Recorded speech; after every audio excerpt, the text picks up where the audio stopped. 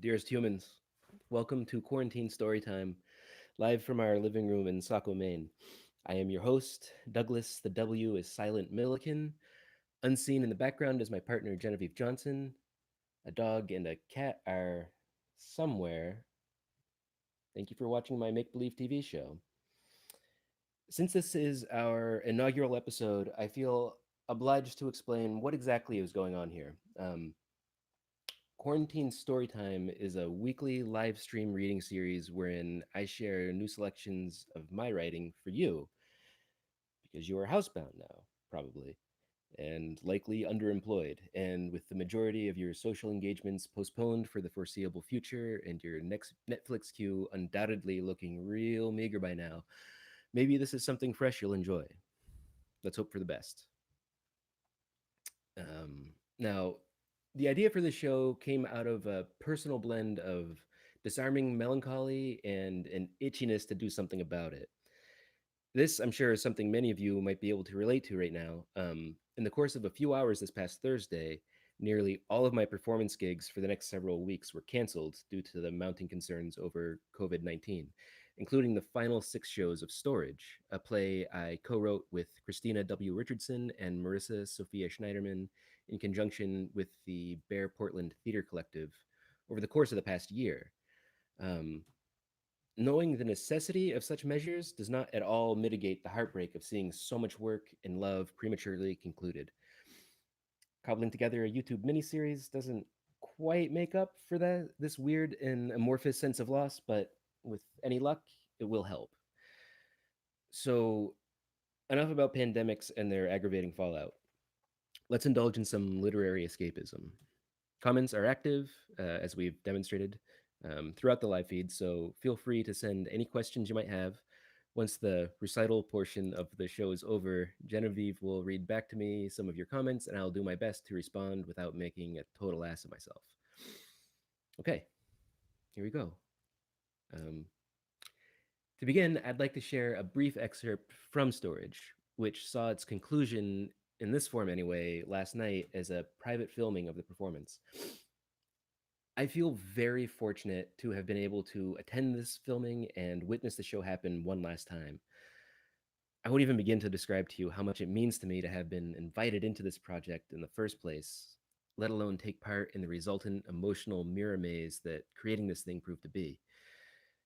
So instead, I'm going to share a short monologue from the show, which throughout its 70 some minutes contains periodic letters dictated to variously named oppressive overseers.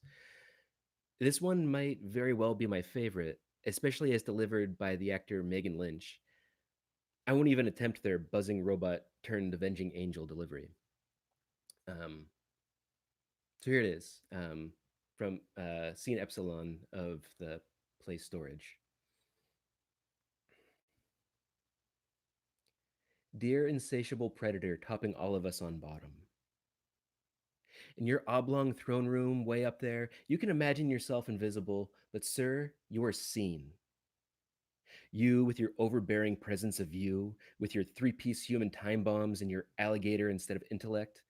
You with your veggie voice and nutrition head, passing out mugs of tepid ketchup to kids with the chiefly admonition to drink up, drink up. You are seen, sir. You with your teenage hoochie girl tattoo hula hooping the flaccidity of your flabby scrotum, your libido of denial and denial and denial. You ejaculate senility and blow apart my brains. That was my idea, sir. It was my extensive originality that instructs us to fuck in order to be aware that sex can be a gift to those in need. You taint my compassion and leave me too dumb. I wrote books before you made me stupid, sir. You with your Pope patriotism and little blue books, with your young and rigid truth brigade and rains that kill as they fall.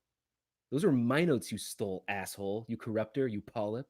Your sensual witchcraft is classy, sure, but your billfold is tasteless and your mouth chew revolting. I want my 40-cent refund. I want my side roads where wariness has been dulled. Do you see what I'm saying, you invisible wardrobe, you Uncle Hitler, you 12-pound mouse? How dare you deny that my speech is protected against the unwilling listener, the objecting viewer, who is you? How dare you switch the old ladies in their coffins, then tell me I'm a not good kid? That was my sketch of Schauen Sie Deutsch. You killed my cockroaches that came to kill me. How dare you invite me to my own funeral, then brazenly charge me admission? How dare you convince us one and all that lead paint would protect us from the bomb?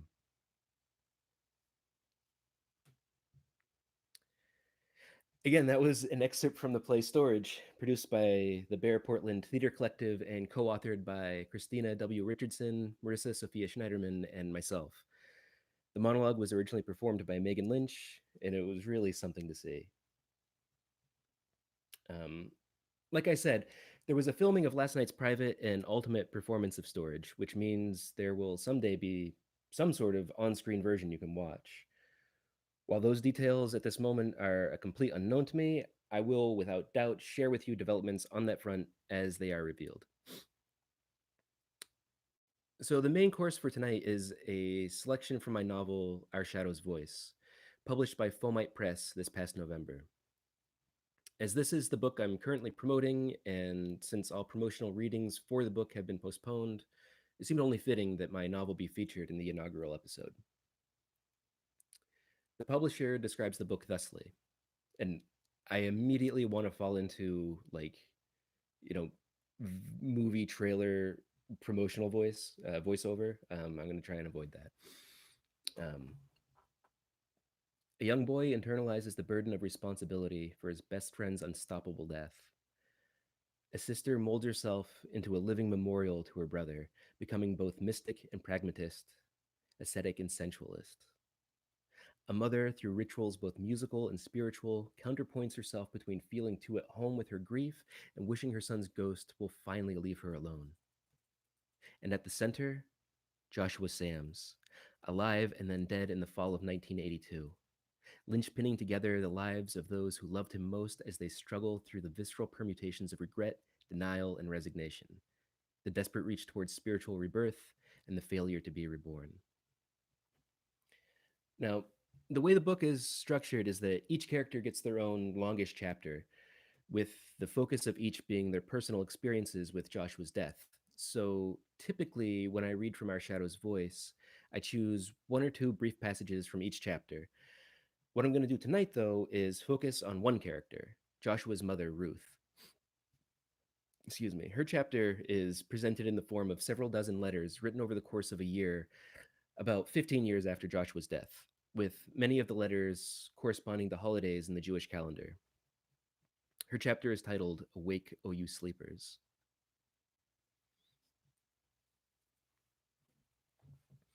The first, the first of Nisan, 5756. Oh, my child, so clever and wise, your father has brought home a cat. Kids are both gone your separate ways. But the cat he came home, he but the cat he came through the door cradled close to his chest with one arm doesn't seem too terribly noisy to me. He brought her in and set her down in the kitchen where I was sipping a cup of tea and doing a crossword, correcting your father's mistakes. And she immediately trotted down the hall and plopped in the sunlight splashing on the floor. Her fluffy black and orange tummy rising and falling with such gorgeous rigor with each breath, eyes all but squeezed shut. What an enviable trait, being able to adapt so quickly and joyfully, and not the least bit concerned as to what she's adapting to. I'm certain she was purring. He didn't say where the cat is from, but I suspect she's the one that's been living in our alley, singing up to our window whatever gems she's found in our trash, the splendor of a tuna can, the luxury of a fatty brisket strip. A grateful creature.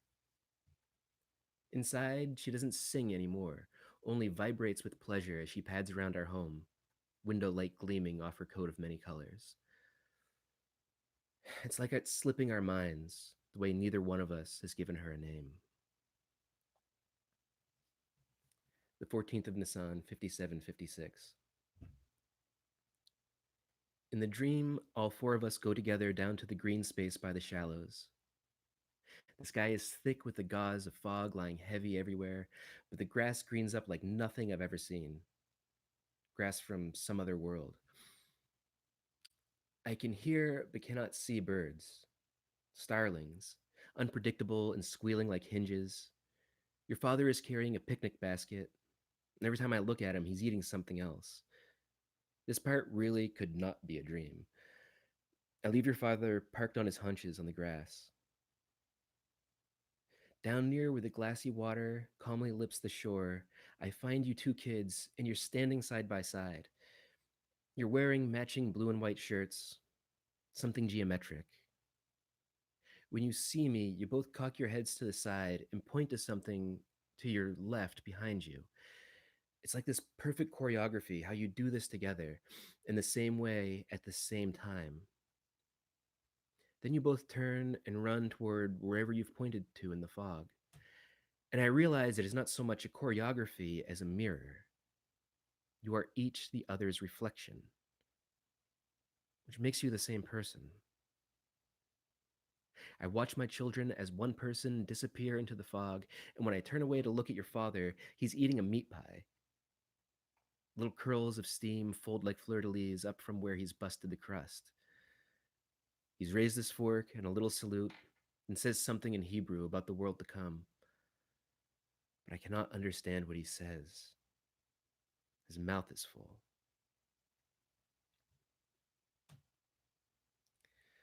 The 29th of Tammuz, 5756. Dearest Weirdo, yesterday I drove to the hair salon and then drove to the grocery store for some potatoes and milk, and then I just drove out of town and up and down these hills that some glacier chiseled into the earth a billion years or more ago.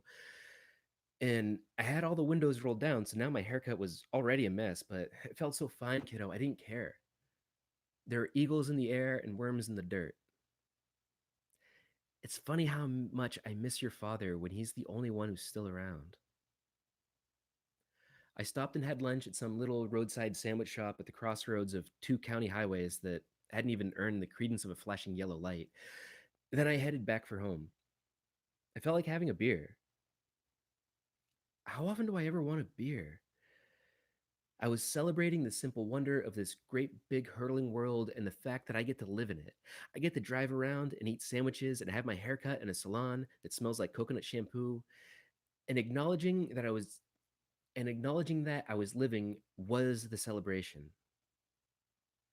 Prayer by means of doing. Who wouldn't want a beer? But I was setting myself up. Just as I was getting into town, I came to a stop sign, and in that one single second I was stopped, a downy white feather blew through the car, in through the passenger side, and over the console to turn one graceful somersault before my nose, then drifting on out the driver's side window. I watched it float through, half in awe and half amused. Then I started bawling. Your mother can be such a fool. I guess it all has to do with scale. This tiny, fragile thing versus the crushing enormity of the world that is, somehow dancing when it ought to be ground meanly into nothing. A delicate white puff, turning somersaults. The driver behind me blatted his horn, and I had to wave him past, but just doing that, just signaling to a frustrated stranger, was enough to break the spell. My face was wet, but I was calm. The feather was gone, and maybe never was. I drove home and cooked dinner for your father. Everything was fine. Even still, you'd think I'd be better at this by now. The first of Elul, 5756. Dearest Backflip, I got a letter from your sister today. I have written to her 3 times since she left for Cameroon, but she only wrote in response to the first letter I sent. It takes so long for things to get there, for things to come back. It's not even like a dialogue, just two people shouting from what might as well be whole other worlds, each praying that the other can hear. Sometimes I imagine she's with you, the two of you together on the far side of some smoking river, far away but at least not alone. For all the difference it makes, I might as well be shouting across the same exact void. But that's an ugly attitude to take. It's not a void. It just takes longer to respond. Though to be honest, kiddo, I sometimes feel so foolish writing to you this way. I know you cannot hear me, that you're not reading this over my shoulder as I write. But that's how it feels. Like you're right here with me. whether I want you here or not. I know that isn't how this world works. We've neither one of us yet entered the world to come. But somehow I cannot stop myself. It's like you're only gone for now, and soon, sometime, you'll be back. I don't want you to miss anything while you're away, even if all you're missing is just your mom mixing her kids.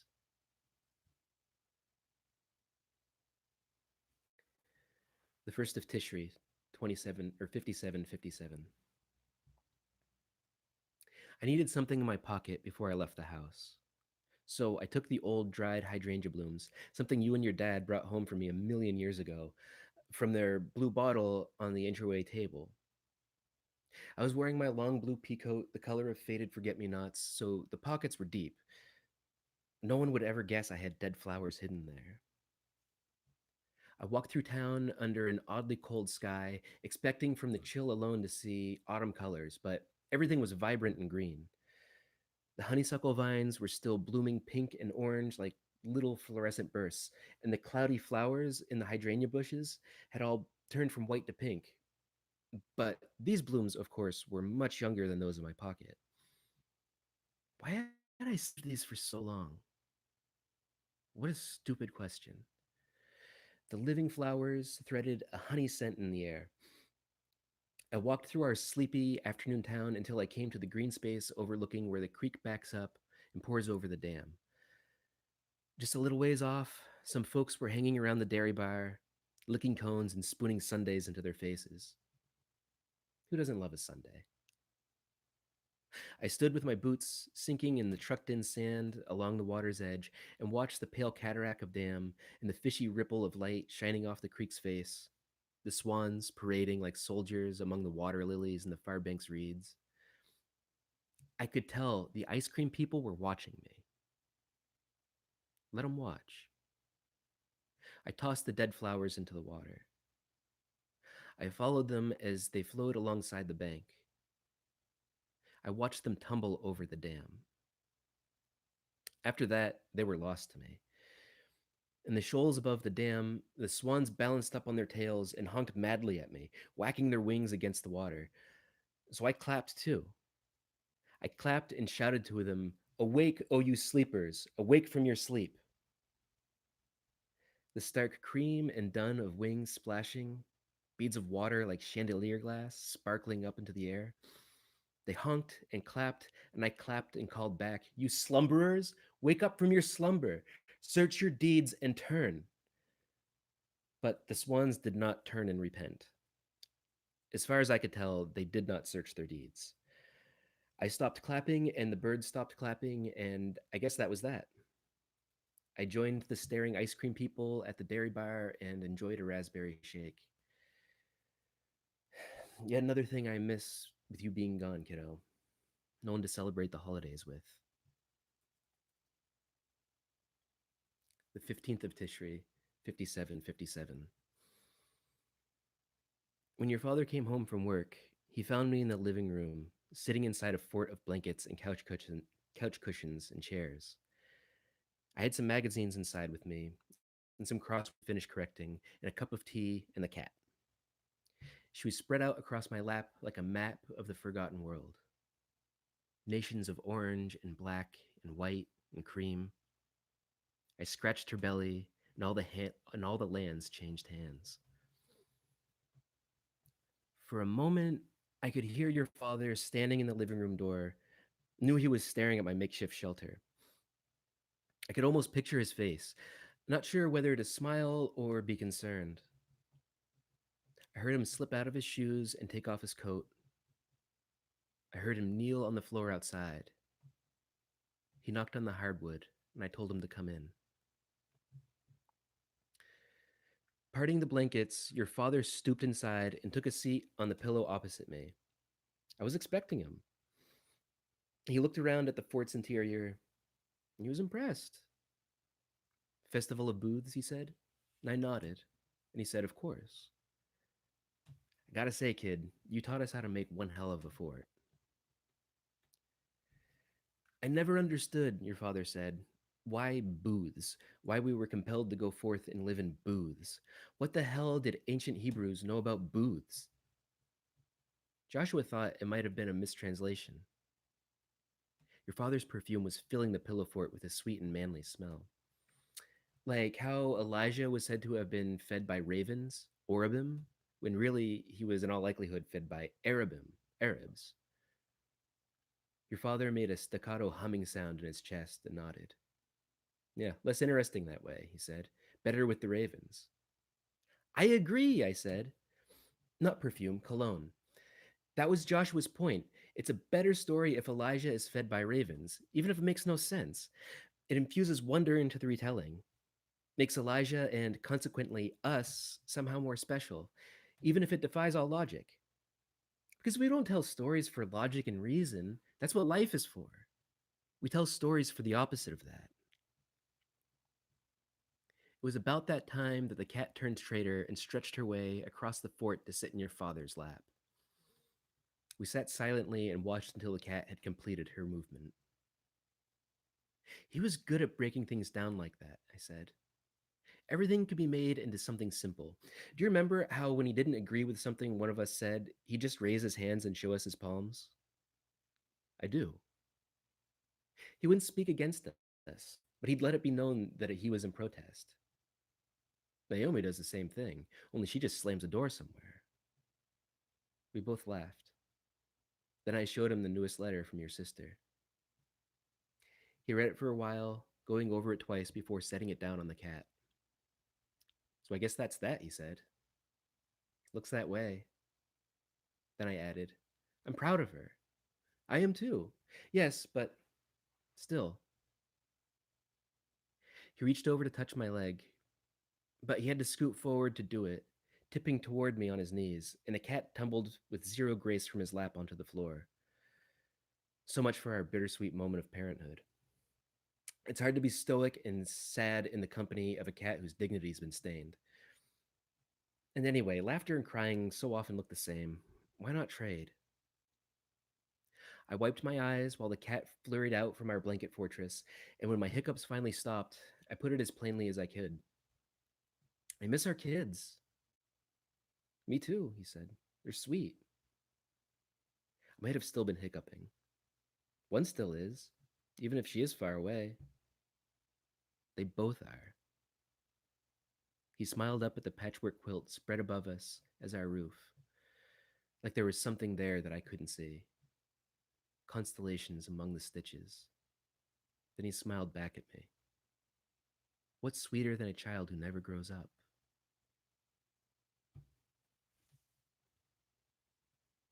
Um, Again, that was from my novel Our Shadow's Voice, published this past November by Fomite Press.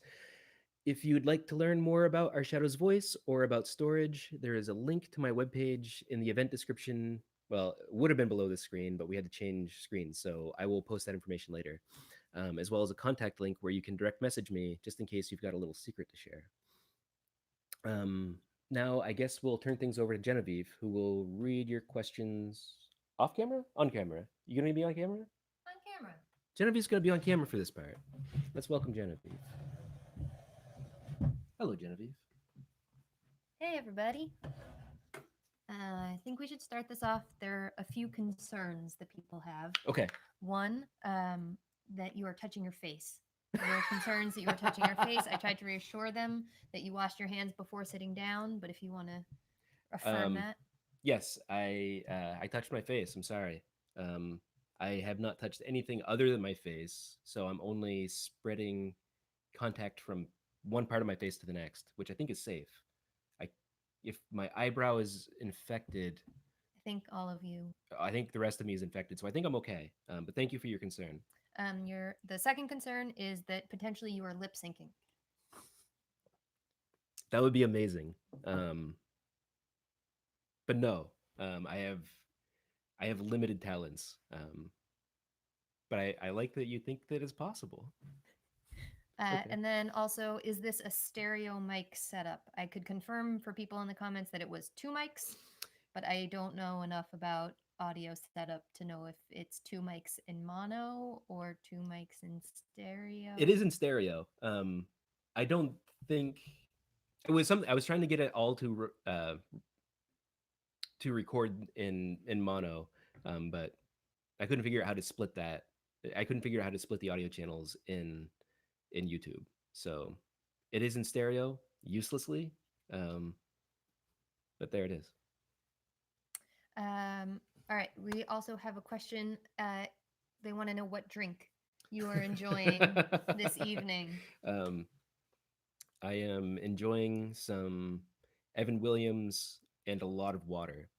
It's mostly water with a little bourbon just to make it medicinal. So, if anyone has any questions about the reading or other questions from Douglas, please feel free to add them in the comment box and we will read them and maybe get some answers from Douglas. Um, I have one question for you, Okay. to literary question for you. Okay. In your isolation Hmm. these last couple of days, have you noticed any changes to your daily writing practice? um, there really hasn't been a daily writing practice the past few days. There's been a lot of um, there was a lot of preparation to make this happen, which is especially ironic considering how the technical difficulties kept this from almost not happening. Um, also, so a lot of the past week I guess it's been 2 weeks now. With the run of Storage, the play that I co-wrote, that has taken a lot of mental and emotional energy to be a part of. Even though at this point, and during these past 2 weeks, I my part was done. You know, I had written the play, and I took part in some interviews, and the producers would consult with me on certain issues in the script, but I didn't have to do anything. That said, like actually attending the test performance and dress rehearsal and final performances were very emotional experiences, and I've been expending a lot of energy figuring out what to do with those feelings, and yeah, so I've been I've been struggling. It's been a hard couple weeks. Um, the nationwide quarantine doesn't make it any easier. um, yeah, Mm, does that answer your question? yeah, Did you have it's changed in that you don't have a yeah? daily writing I practice mean, at it's the all moment. like you're also home more, Yeah, and I typically spend a lot of time by myself working, so um, everyone's that creating new rhythms and yeah, routines. yeah. Like in some ways, like I'm still at home as much as I normally would be, but the circumstances are different. So Yeah, for yeah, those of you figuring out there things out. that don't know, Douglas is pretty much a hermit anyway. So there hasn't been a lot of change to his exposure to the outside world. But I guess I am bringing less of it into our home. So Luke also has a question. Is wondering how long does it take before you are satisfied with the visuals in your prose? He was really moved earlier in the comments by some of the word pictures. Mm. Um, I it's hard to say like giving like a solid figure. There are some images that come almost ready made. Like they're kind of I nail them in the first couple drafts. There are others that take forever. Like with this novel, I started the first draft January 2010, um, in a like a 400 or 500 year old church in Moretta, Italy. Um, and while I finished a first draft within a year of starting, um, it went through so many revisions, and there's probably even though like we finalized the edits this past summer and the book came out in the fall, there's I probably could go back into it and continue making changes. It's I don't think it's ever an issue of being satisfied with the language or the images as uh, someone else like an editor is telling you like this is final enough. Mm. Does that make sense? Is that Yeah. um, thank you for that question, Luke. That's a good question.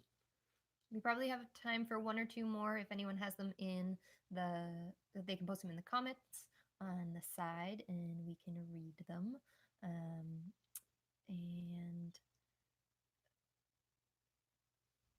thanks, Luke. Um, Douglas is scrolling through your comments right now and reading all of the banter back and forth. And I Okay. guess one more question for isolation people is uh, writing is often a way to process, Mm, and people may be developing new rhythms and routines, as we talked about earlier. Do you mhm. have any advice for starting a writing practice? Um, one of the things I often will do to jumpstart a new short story, typically, I don't often know what a story is going to be when I enter into it. I try and keep myself kind of as much in the dark as possible.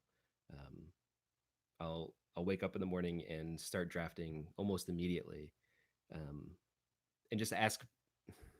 I try and keep my ego out of it as much as possible. So in order to jumpstart that process, I will often sit down with a book of poems or a book of images, and sometimes I will actually have these assemblages already prepared, like a notebook that's full of photographs and random quotes, and using these random pieces to start to build a framework.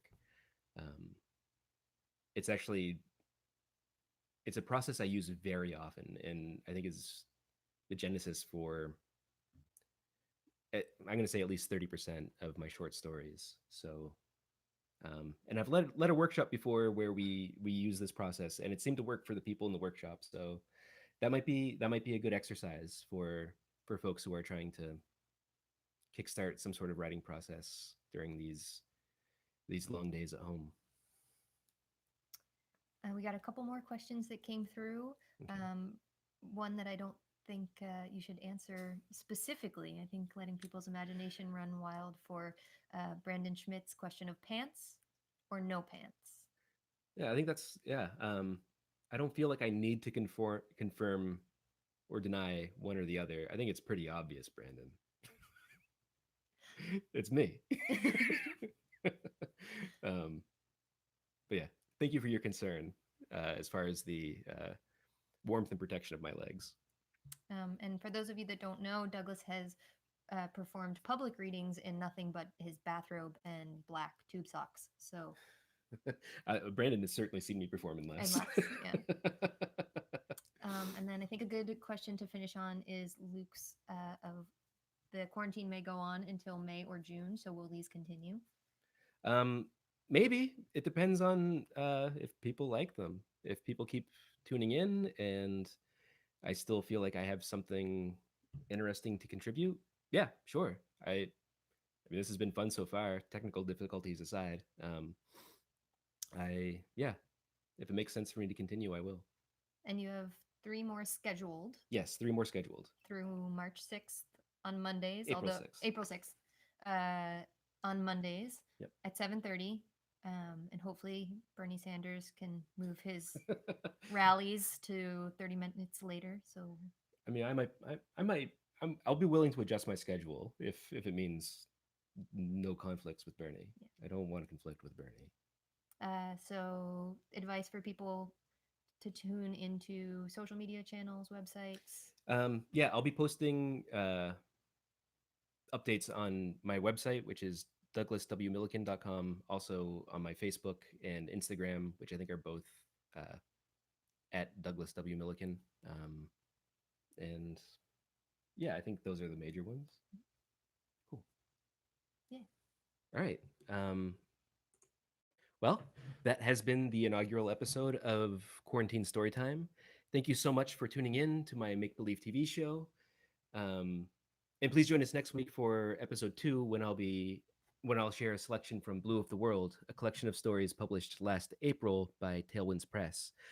If you enjoyed the program tonight and feel like I've earned some sort of tip for my labors, or if you'd like to buy a signed copy of Our Shadow's Voice or any of my other books, please feel free to contact me. There was a contact link below the original screen.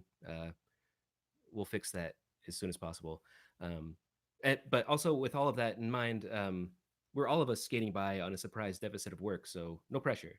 Um, Stay safe out there and look out for one another. From our living room in Saco, Maine, good night.